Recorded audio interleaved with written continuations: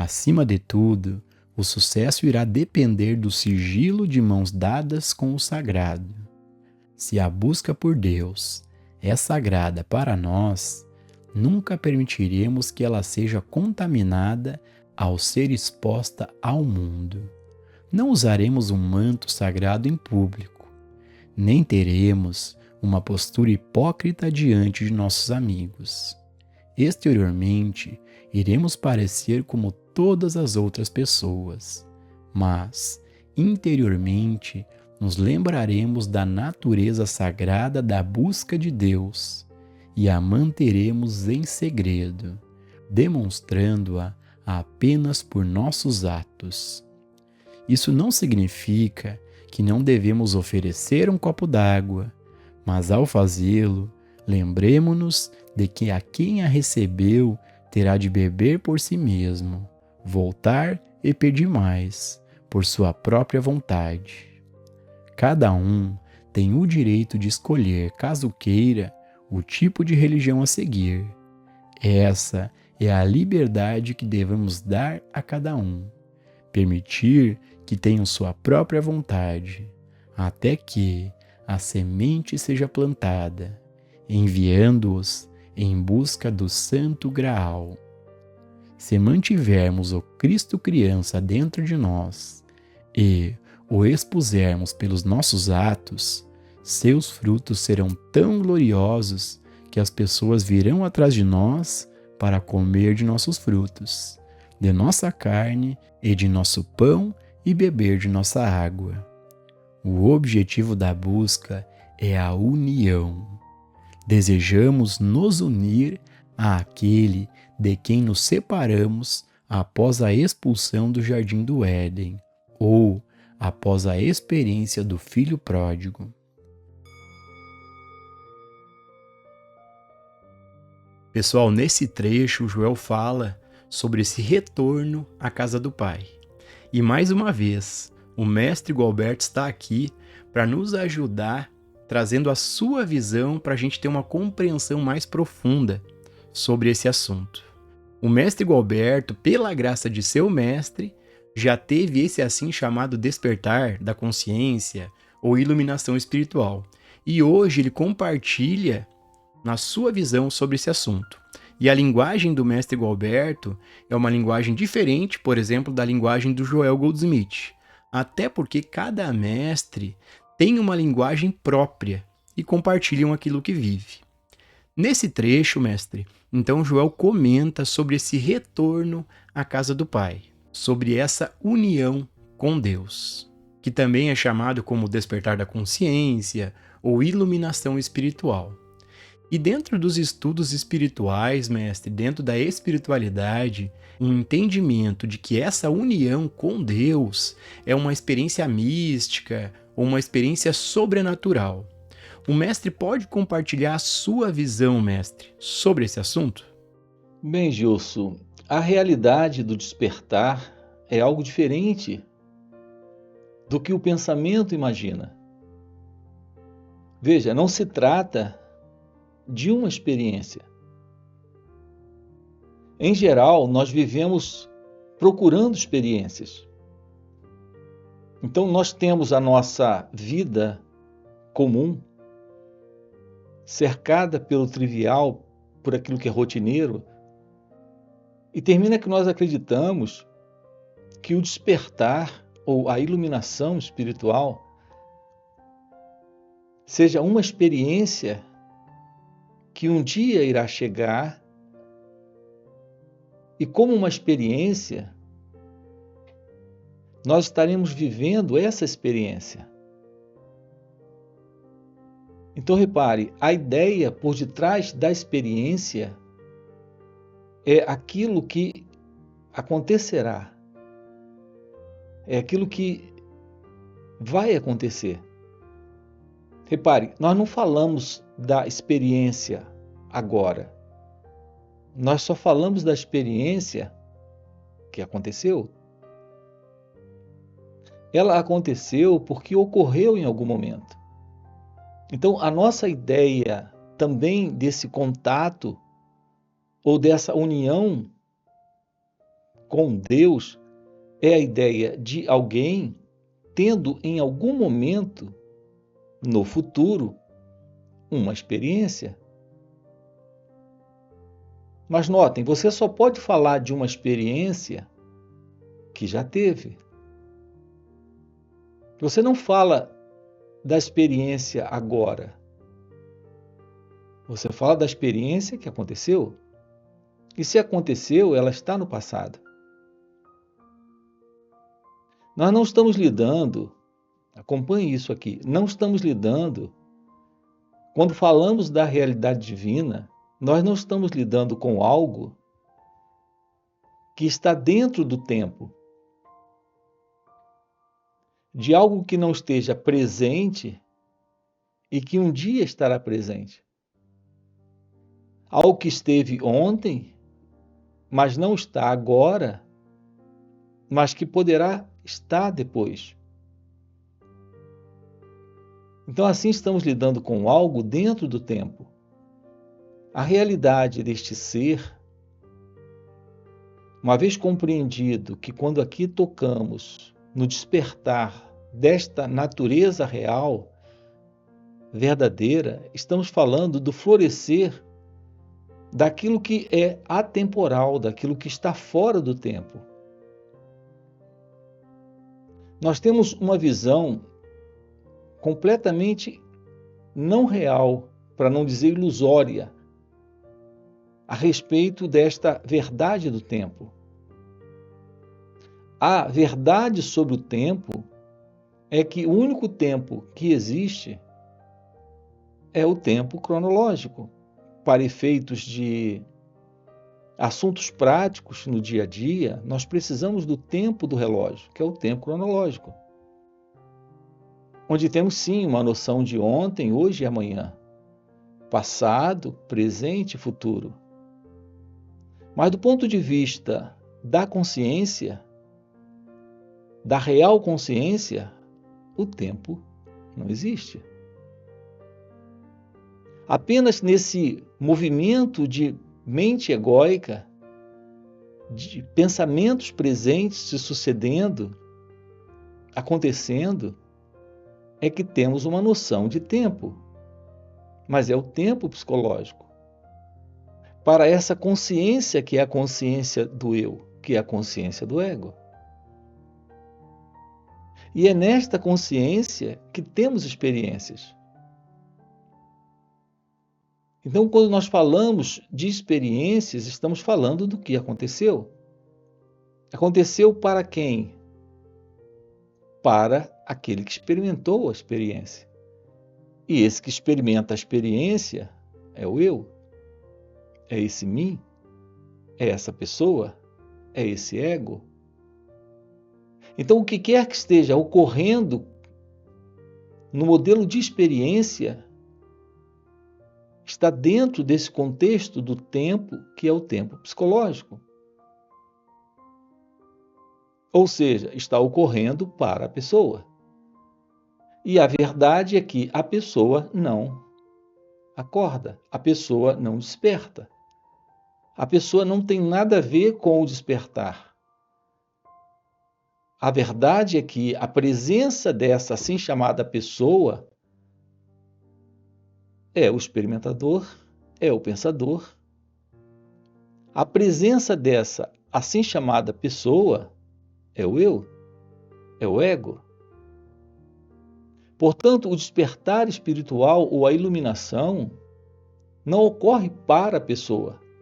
Não é uma experiência que a pessoa tem. Quando o despertar chega, nós temos exatamente o fim desta consciência do eu, que é a pessoa. Portanto, não é algo que uma pessoa tem. Há uma confusão muito grande na cabeça das pessoas. Ou seja, dentro desse movimento de pensamento, onde todo tipo de ilusão criada pela mente está presente. E uma delas é a de que a pessoa se ilumina, de que a pessoa tem uma experiência.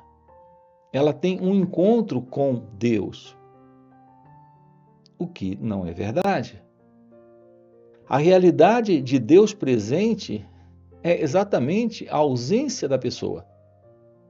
A verdade do despertar é a ilusão da separação.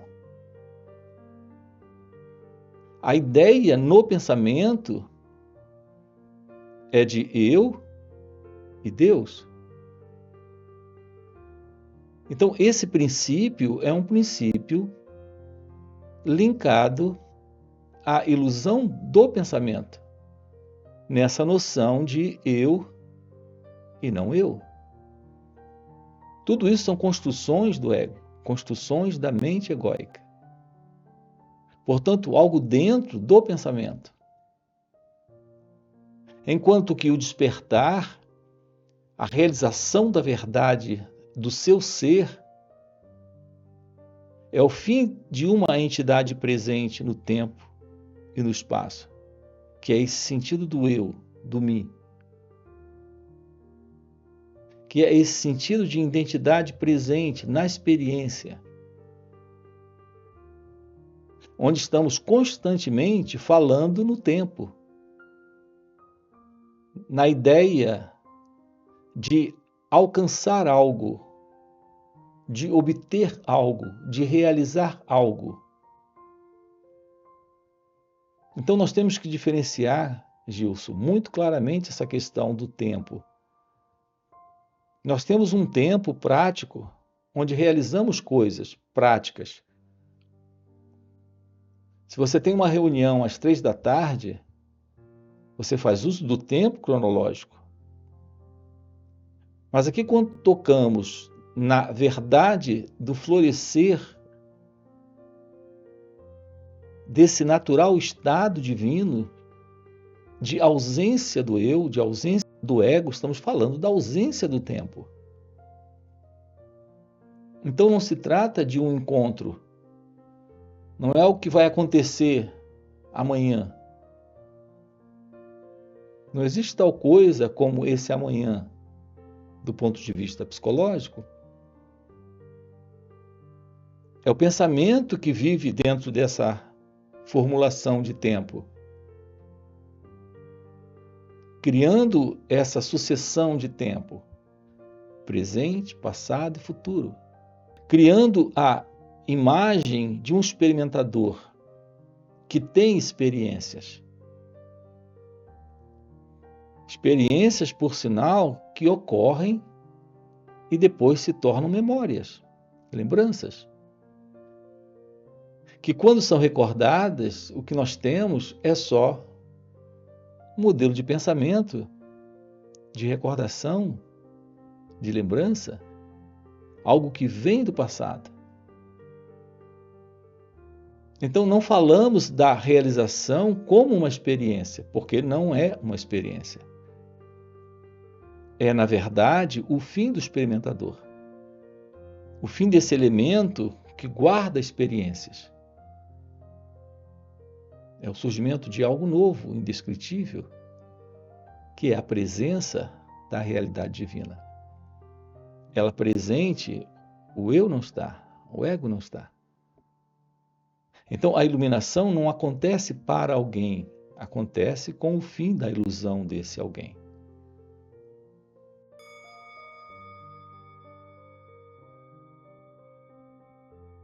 O objetivo da busca é a união.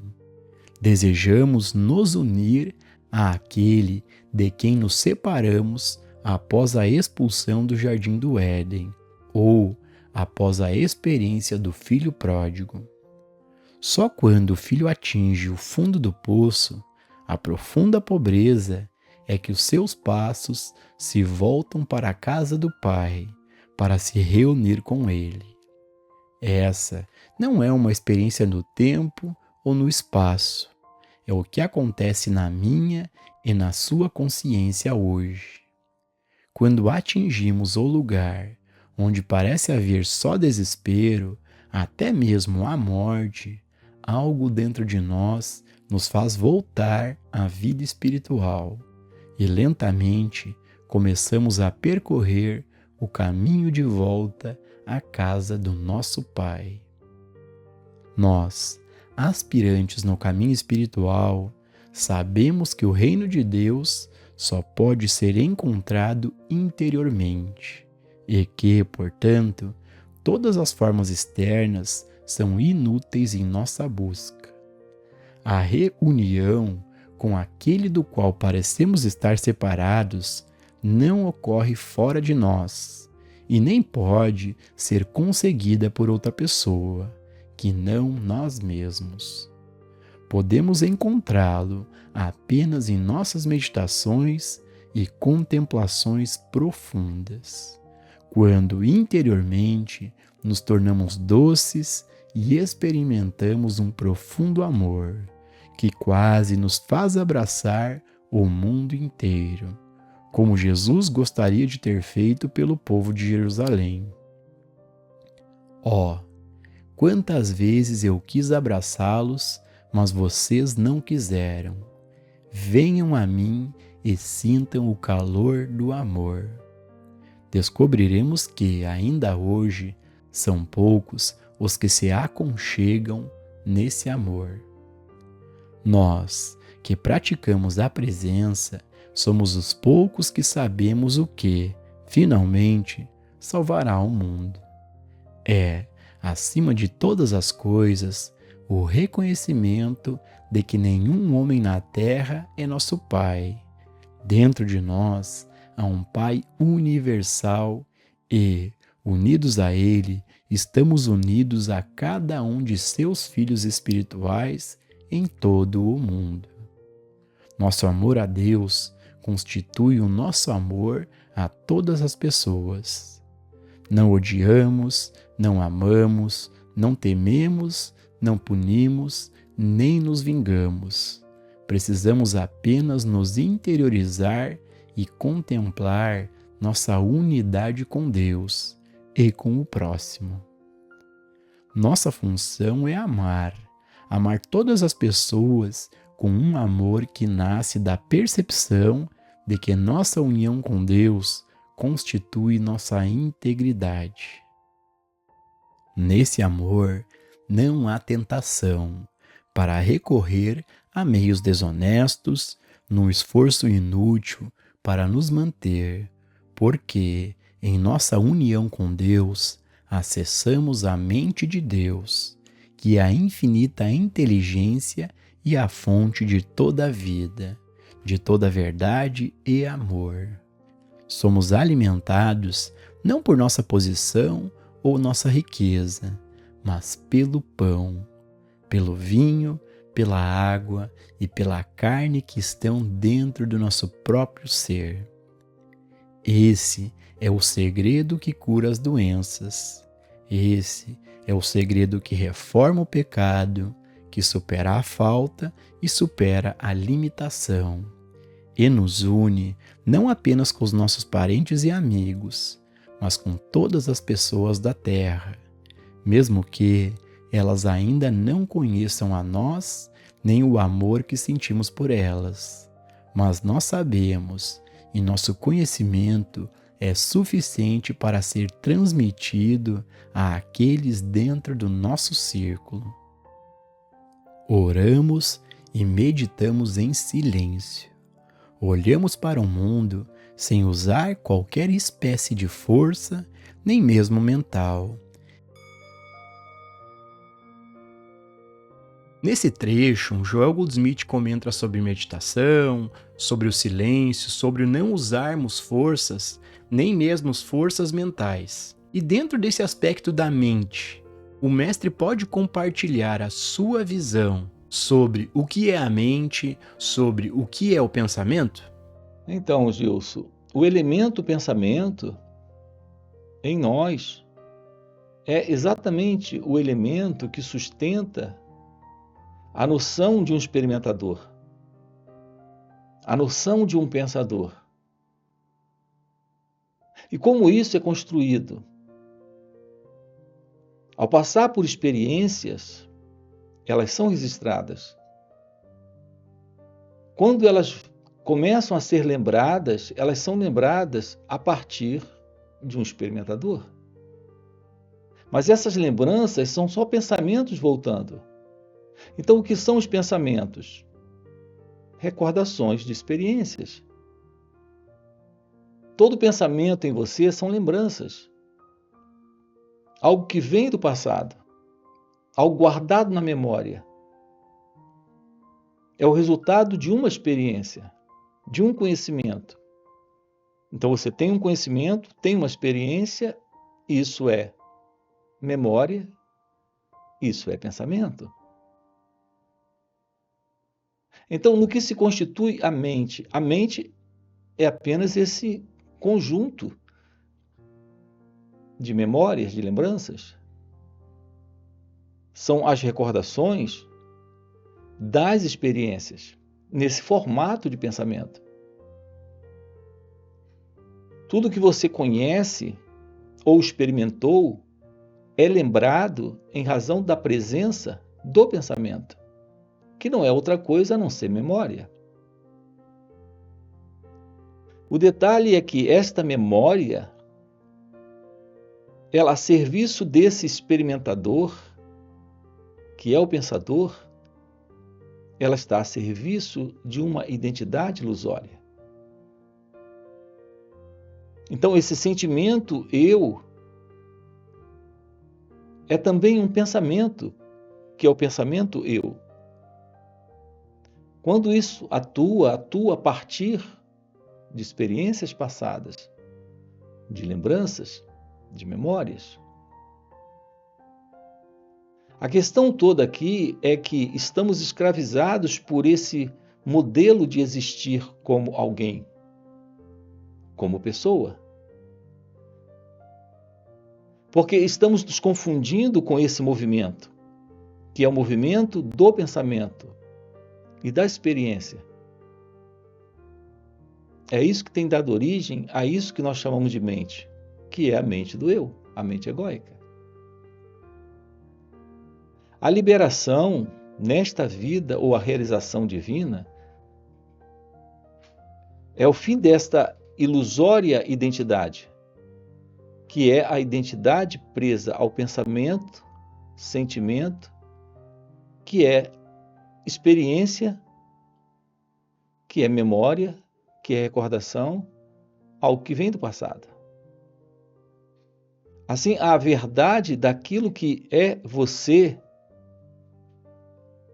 está presente quando a ilusão desse modelo de mente, constituída de pensamento, experiência, memória, não está mais presente. Aqui nós temos que ter uma aproximação verdadeira de tudo que se passa dentro de cada um de nós, para irmos além desta mente que se constitui de pensamentos, memórias, lembranças, experiências. Então haverá algo novo presente, que não leva mais esse sentido de experimentador e pensador presente. Então há algo presente agora, aqui, em sua natureza real, em sua natureza verdadeira, que não carrega mais esse sentido do eu, desse mim, com esse antigo e velho modelo de mente, como nós conhecemos. Então, a verdade daquilo que é você é a realidade divina. Portanto, não se trata de nenhum esforço para obter, alcançar ou realizar qualquer coisa. Ou também se livrar e colocar para bem longe de nós qualquer coisa. A natureza da verdade do seu ser é graça, é beleza, é liberdade, é felicidade. Essa é a natureza divina. Essa é a natureza de Deus.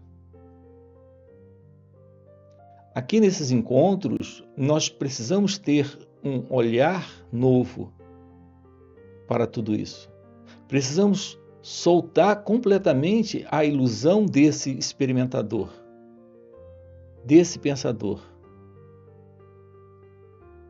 E assim nos livramos desta mente condicionada, nesse modelo de pensamento que está prisioneiro dentro desta visão particular de mundo, onde ele se vê, esse pensador, sendo na verdade esse pensamento, sendo esse experimentador, se vendo no contexto da vida como o centro de tudo, nesse sentido de separação entre ele e Deus. Então isso é o fim desse mim, desse eu,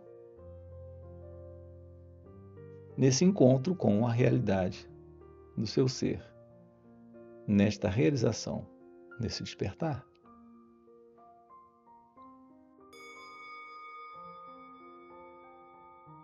Oramos e meditamos em silêncio.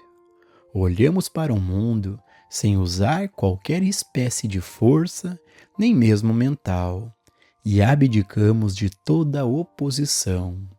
A renúncia ao uso dos artifícios do mundo é o único meio para estabelecer a paz na Terra.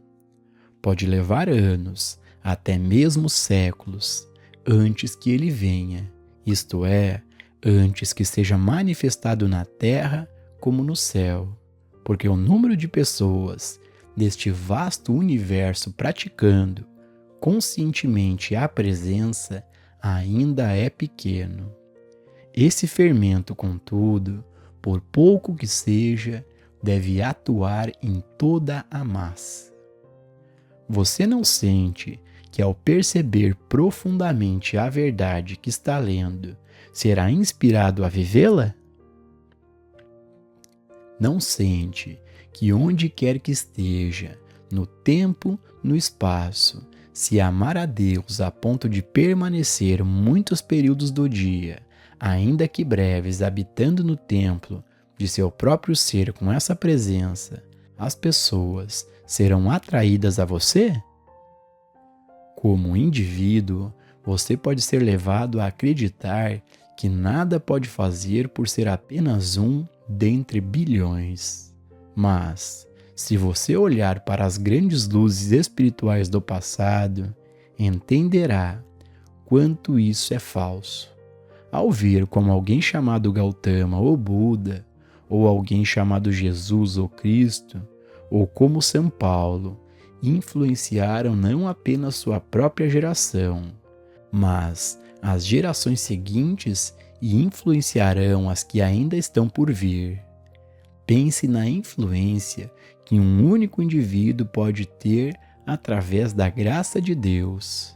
Um indivíduo cujo único objetivo é encontrar Deus e resolver os mistérios da vida. Essa é a mensagem que dou a você. Eu não me importo quão grande e poderoso você seja. Por si mesmo, você não é nada. Não me importo quão pequeno e insignificante você seja.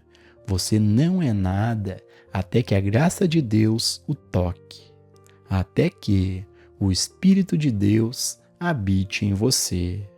Até que o dedo do Cristo o mova. A partir daí, você é infinito. Infinito em expressão, infinito e eterno em vida. Infinito em poder, infinito em experiência. Infinito como exemplo e como caminho. Mas nunca você, nunca sou eu. É o Espírito de Deus que se expressa através da minha e da sua consciência. E para finalizar o vídeo, eu quero deixar aqui um convite para você que tem esse desejo real em se aproximar de si mesmo, em se aproximar de Deus, em conhecer verdadeiramente a si mesmo. O convite é para participar dos encontros que o mestre Gualberto proporciona, que são chamados satsangs. São encontros de final de semana, tem no formato online, presencial e inclusive retiros de vários dias. Nesses encontros, o mestre fica à disposição respondendo às nossas perguntas e muito mais do que isso. Pelo mestre já viver nesse estado assim chamado desperto ou iluminado, ele compartilha um estado de presença, um poder, um silêncio, e a gente acaba entrando de carona nesse estado de presença do mestre, e isso é um facilitador incrível para a gente estudar a si mesmo, para a gente se auto-investigar, para a gente poder compreender o que está além das palavras. Então fica o convite, no primeiro comentário fixado tem o link do WhatsApp para poder participar desses encontros. E já dá um like no vídeo, se não está inscrito se inscreve no canal e a gente se vê no próximo vídeo.